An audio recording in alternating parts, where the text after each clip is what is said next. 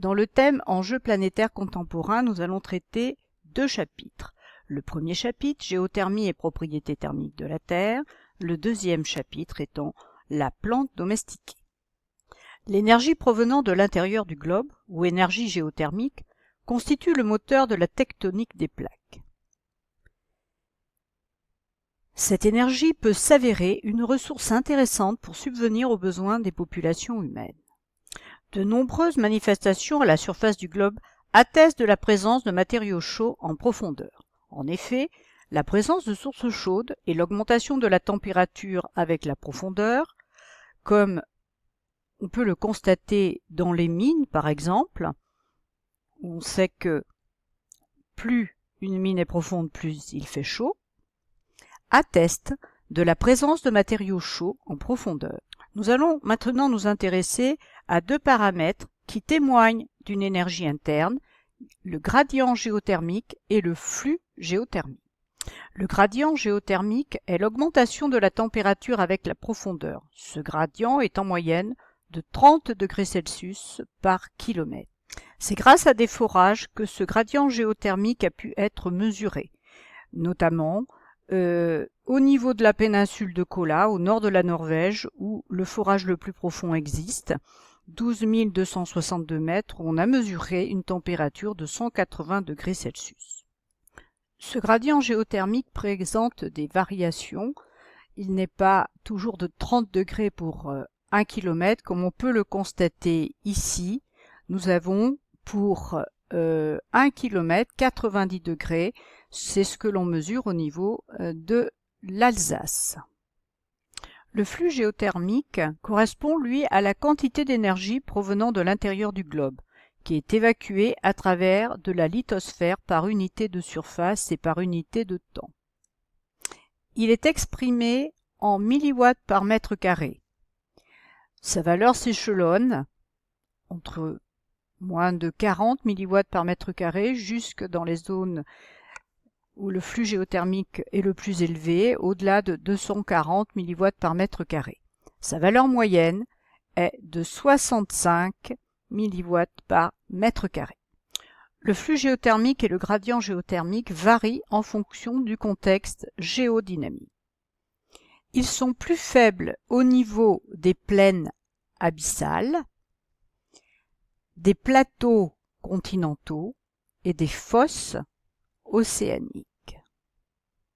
Ils sont plus élevés au niveau des dorsales, des points chauds, des arcs volcaniques liés à la subduction et des fossés d'effondrement où la croûte est amincie, comme au niveau du fossé rhénan dans la région d'Alsace, mais aussi la plaine de Limagne dans la région de Clermont-Ferrand. Gradient géothermique et flux géothermique sont liés, comme on peut le constater sur ces 2 cartes, où l'une présente donc le flux géothermique et l'autre le gradient géothermique. À gauche, nous avons une carte qui nous présente donc la température à 5000 mètres de profondeur. Et là, nous pouvons donc établir une corrélation entre cette température en prenant l'exemple de l'Alsace, où nous avons ici une température à 5000 mètres de 200 degrés Celsius. Et lorsque nous nous intéressons donc au flux géothermique, eh bien nous constatons que nous sommes dans une zone où ce flux géothermique est au-delà de 130 milliwatts par mètre carré, donc relativement important. Alors nous allons maintenant nous intéresser à l'origine du flux géothermique. La principale source de la chaleur interne du globe est l'énergie libérée par la désintégration d'éléments radioactifs présents dans les roches, ce qui correspond à peu près à 90% de l'énergie produite. Parmi ces éléments radioactifs, nous avons l'uranium 235, 238, le thorium 232 et le potassium 40. La désintégration de l'élément pair instable en élément fils plus stable s'accompagne d'une libération d'énergie thermique. La croûte continentale, comme on peut le constater sur ce tableau, est l'enveloppe la plus concentrée en radioéléments. Mais les 2 tiers de l'énergie sont produites par le manteau, dont le volume est bien supérieur à celui de la croûte. Nous allons maintenant nous intéresser aux modalités du transfert d'énergie au sein de la planète. Donc grand 3, les transferts d'énergie au sein de la planète. La chaleur interne du globe peut être dissipée de deux manières. Alors la première manière, c'est le transfert de chaleur par conduction.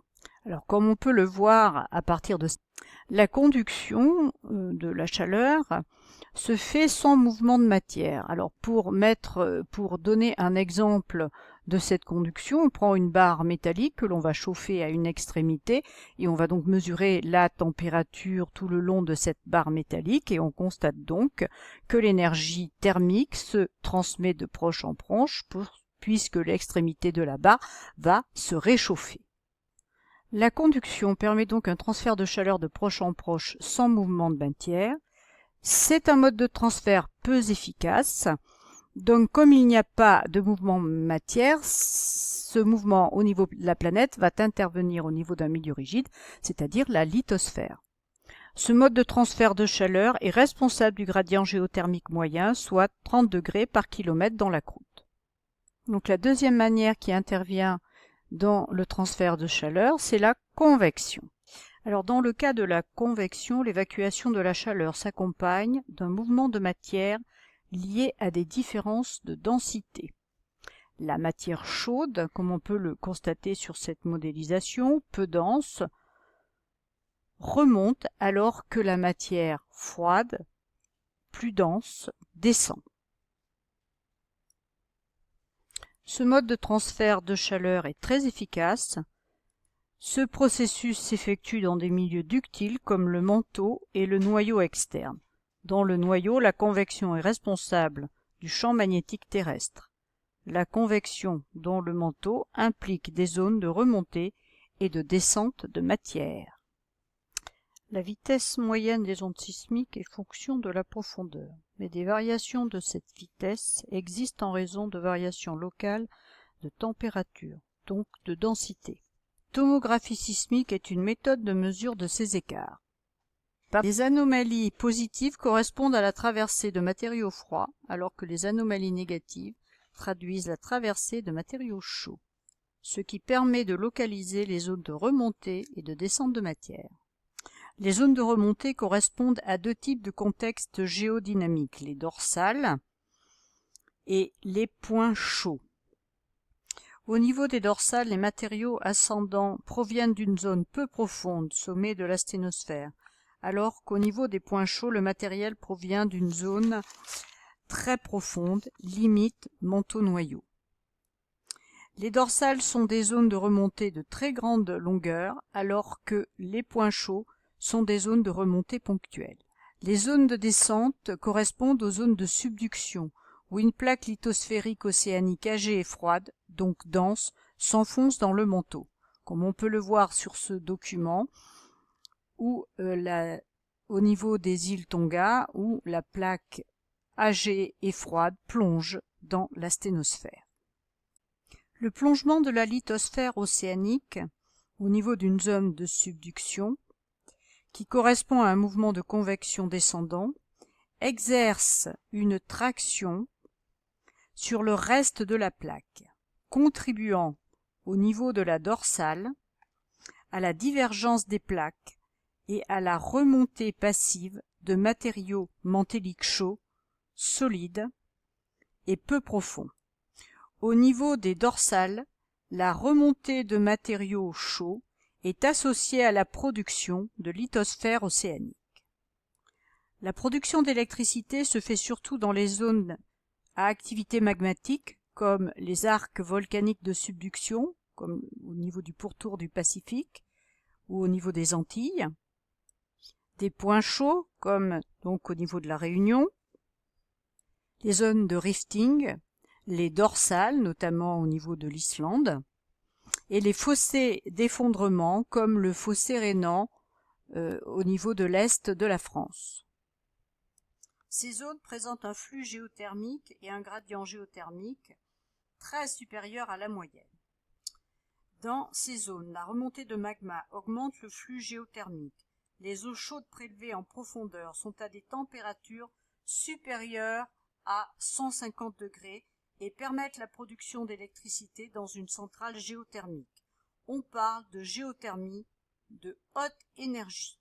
Comme on peut le voir dans cet exemple du site de Bouillante en Guadeloupe, les eaux sont réchauffées autour de 250 degrés, donc ce qui peut alimenter convenablement la centrale géothermique. En cas d'absence d'eau souterraine, une autre technique consiste à réaliser 2 forages profonds, 5000 mètres environ, puis à fracturer les roches entre ces 2 forages. De l'eau froide est injectée à 5000 mètres de profondeur, elle circule dans les fractures des roches et se réchauffe. L'eau réchauffée est alors extraite à plus de 200 degrés et utilisée pour produire de l'électricité. Une centrale fonctionne ainsi dans le fossé rhénan. L'énergie géothermique représente à peine 1% de la consommation mondiale d'énergie. Cette utilisation est infime par rapport à l'énergie interne dissipée par la Terre. Son exploitation associée à d'autres énergies renouvelables constitue une alternative aux énergies fossiles.